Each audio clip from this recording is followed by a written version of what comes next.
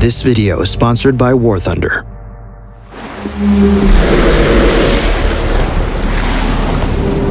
July 4th, 1961. A Soviet submarine drifts beneath the Atlantic. Inside, 3 maintenance lights are flashing, each signaling an issue that needs immediate attention. If the Soviet Union is attacked and their most advanced submarine isn't ready to strike back, Captain Zetayev will become a traitor destined for life in prison. There is no time to waste. The K-19 submarine is made up of 9 compartments divided into 3 key sections. The first light is at the front, in the captain's quarters and operations. The secret communication line linking them to Moscow is offline and needs to be reconnected. Midship holds the nuclear weapons. A fault here means the missiles can't be armed. If attacked, they'll have no way to respond. At the back are the nuclear reactors, with a 3rd warning light. This is the most serious failure yet. If it worsens, it could be fatal. Captain Zetayev starts at the front of the submarine. It's quiet, but that won't last. In front of him are 6 torpedo tubes on storage racks, each with the force of 1,500 sticks of dynamite. These may be powerful, but the strongest weapons are in the middle of the submarine. There are a few temporary beds, housing the most junior members of the crew. The best living cabins of the high-ranking officials are in the next room, where the first error code is. In a submarine, very few people have their own private area. Zetayev's room has a picture of his family. Life on a Cold War submarine is the most dangerous post in the Soviet military. One fault can be fatal. In the corner is the intercom radio. He inspects to see what the problem might be. It seems to be a blown fuse. This is a quick fix. Zetayev gets the engineer to make the change and heads towards the control room to see if this first light has gone out. He knows that fixing the next 2 maintenance lights won't be so easy. Here are the officers' rooms. Despite being shared, they are still considered luxury. The same can't be said for the crew's living quarters at the back of the submarine. Officers sleep near the control room, since that's where they spend the majority of their time. The captain heads inside to check if the first maintenance light has gone off. Everything from the ship's navigation, sonar detection, and torpedo targeting are all controlled through the periscope. The captain looks at the maintenance board and sees that the radio light has gone out. 1 down, 2 more to go. The threat of war is constant, but so is the fear of Moscow. If High Command hears about unready weapons, someone will take the fall. The second light needs to be fixed immediately. Anything shown up on the radar? Zetayev asks. All's clear, answers the soldier. Captain Zetayev enters the middle section, the part of the submarine that holds its deadliest and most classified secrets alongside the second maintenance light. 3 13-meter-tall silos. Inside are R-13 ballistic missiles fitted with nuclear warheads. Each of these has over 66 times the explosive power of Hiroshima, enough to erase New York City in seconds. Now the Soviet Union can launch nuclear missiles right from America's coast, making an attack faster, harder to detect, and more difficult to stop.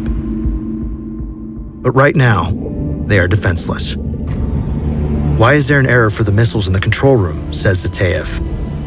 The silos are overheating, so we switch them off. We've searched everywhere, but can't identify the problem. If the problem is not here, then where is it? Responds the captain. It must be due to a malfunction in another area, says the soldier.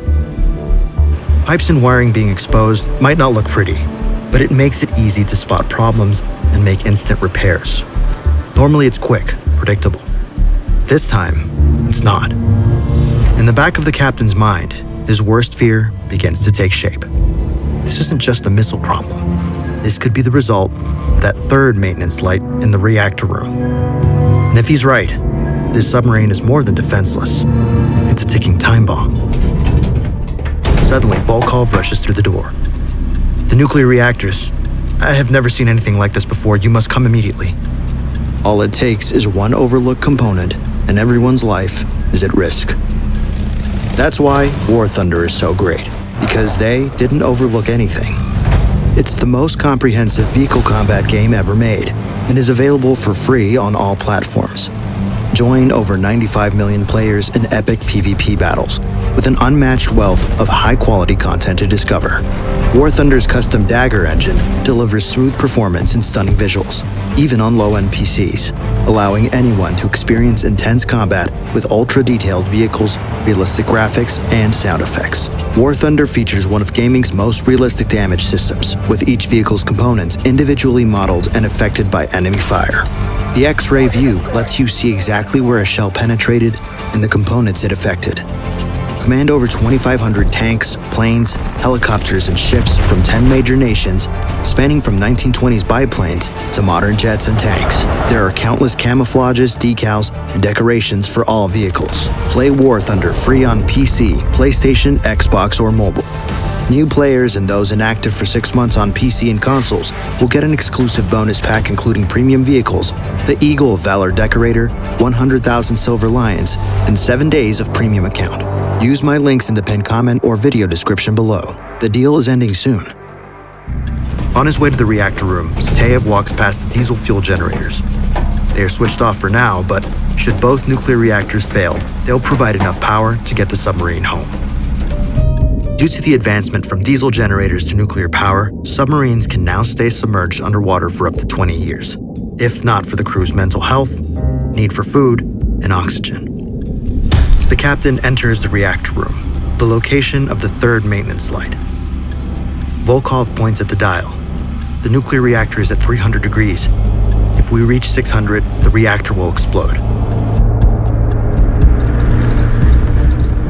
If something is not fixed soon, a full nuclear meltdown is imminent. A Chernobyl, but underwater. Nobody would survive. But it gets worse. It's the height of the Cold War, and an explosion of this size so close to a NATO base could be mistaken for an enemy attack, risking the start of World War III. What about the backup? Replies the captain. Due to the rush construction, there isn't one. We need Korchalov, he knows the reactors best, and will be able to figure out the problem. Although, he is sleeping in the crew compartment right now, replies Volkov. Let's get him, replies Zatayev. He presses the emergency button and sirens start blaring, waking everyone up. This is not a drill. These two reactors work like small nuclear power plants. They split atoms of radioactive material which releases heat. This heat turns water into high-pressure steam. The steam flows through the turbines in the next room, spinning them to generate electricity and provide energy for the entire submarine. The turbines then connect to the propellers, which allows the submarine to travel. But all this only works if the reactor is controlled at a stable temperature. Right now, the balance is collapsing, and they don't have much time left. Before reaching the crew's quarters, they walk into the auxiliary compartment. This section is often the difference between life and death. There are tools stacked away in case fixes need to be made, alongside backup toggles for the control room in case the main room gets damaged. The alarm is loud and everyone is rushing to their stations. Underwater, sound travels over 4 times faster than in air. A single dropped wrench could give away their position to sonar arrays listening hundreds of miles away. But right now, giving away their position is the least of their problems. They enter the crew's living quarters. Multiple hard, triple-stacked bunk beds are hanging on the wall, maximizing space. Only a couple of toilets and wash basins. There are no showers, meaning the crew goes months without bathing. We need Korchalov immediately, shouts Zatayev. Here, Captain, Korchalov responds. They rush back to the reactor room to identify the problem. Time is running out. Korchalov inspects the reactor, and it's not good news. One of the reactor's cooling pipes is broken. If the temperature does not decrease soon, we are all dead, says Korchalov. Zatayev grabs a nearby radio. He immediately turns on the distress signals in case anyone is nearby and puts in the commands to connect with Moscow. Are you hearing me? Says Zatayev. No command, no rescue, no hope. The worst time possible, the submarine's long-range radio systems are not working. The ship? Now a ticking radioactive time bomb. Unexpectedly, a nearby vessel picks up the distress signals. This is a United States Navy warship. Do you require assistance? Over. We are saved, suggests Nikolai Korchalov. A lifeline from the enemy. In his hands lies the power to save 139 lives, ensuring every man on board sees their family again. Zateyev radios back to the ship. No assistance required. Situation is under control. The K-19 is carrying top-secret nuclear technology and warheads. If the US boarded the submarine, then they could gain intelligence on Soviet reactor and weapon systems. Surrendering military secrets could mean treason for the entire crew. They are on their own. And now, everyone knows it. Captain Zateyev calls an emergency meeting. What he's about to ask is unthinkable. They are running out of time. The plan is to go into the reactor chamber and connect the drinking water supply to the air vent valve. This will cool the core, stabilizing the reactor. There is no plan B. I need volunteers, Zateyev says. The engineer crew are the only ones with the expertise to safely carry off this job. 23-year-old Korchalov steps forward. Before the voyage, he was with his family, playing volleyball and enjoying life. "Do you know where you're going?" asks Zateyev. "I know, comrade," he replies. Going inside the radioactive reactor is a death sentence. And still, 7 more men follow. The engineers work in teams, rotating every 10 minutes to limit their exposure. The first group goes into the reactor. Captain Zateyev starts his stopwatch. They start cutting a hole in the air vent valve, but the pipe is thick. The components around the nuclear reactor are all designed for safety. The first group stumbles out. They vomit over the submarine floor. Radiation is already burning their skin. "Get them to the medbay," Zateyev orders. Next group, get ready. Inside, they have created a hole in the air vent valve, but it's not big enough yet. The second man is cutting the water pipe from the wall. 2 more rotations fly by. The vent is finally big enough for welding to begin. But it's taken longer than expected.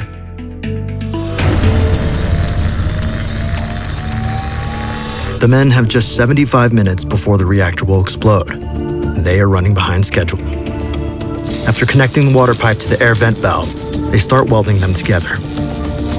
45 minutes pass, and another 4 rotations. The weld is getting closer to completion. They might just do it. There's hope.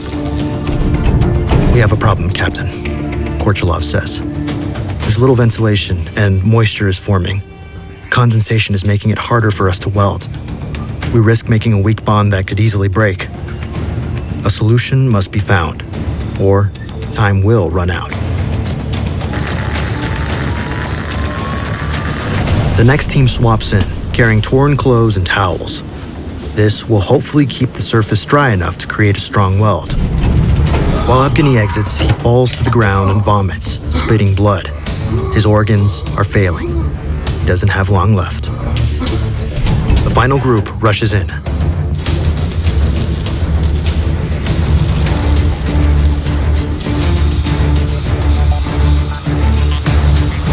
The weld connecting the drinking water to the air vent valve is complete. The pair exit the reactor. But has it worked? The only thing left to do is wait, to see if the weld holds. Korchalov and the others are taken straight to the medbay. His face is blistered and the skin is peeling off. Here they have tools. However, nothing can stop this intense level of radiation. The doctor gives him morphine and a picture of his wife. Nothing is stronger than the will to survive.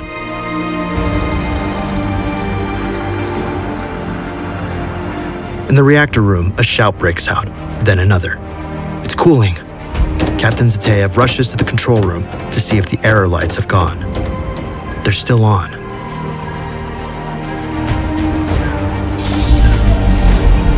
They have done it. Against all odds. But at what cost? They saved 131 lives. They stopped a nuclear war. But they couldn't save themselves. Exposure to 400 Roentgen can be fatal. Korchalov and the other engineers endured 5,400, more than 13 times the lethal limit. Several engineers lost all their skin and hair, while others were too weak to stand by day 2. All 8 men died within days. Even the crew who did not go into the reactors suffered the radiation, with 14 more deaths within the next 2 years. At the height of the Cold War, a disaster like the K-19 would damage the Soviet image, so the cover-up began. Families were given vague or false explanations. Medical reports were sealed. Survivors were ordered to stay silent, with threats of prison for speaking out. The men who saved their ship and possibly the world erased from history. For decades, the story remained hidden. Only in the 1990s did survivors begin to speak. In 2006, the crew finally received medals for their bravery. They were never meant to be remembered, but now they are. Not just as sailors, but as heroes who gave their lives to stop a catastrophe the world never even knew it narrowly escaped. Remember to sign up to play War Thunder for free and claim your exclusive bonuses with the links in the comments section below.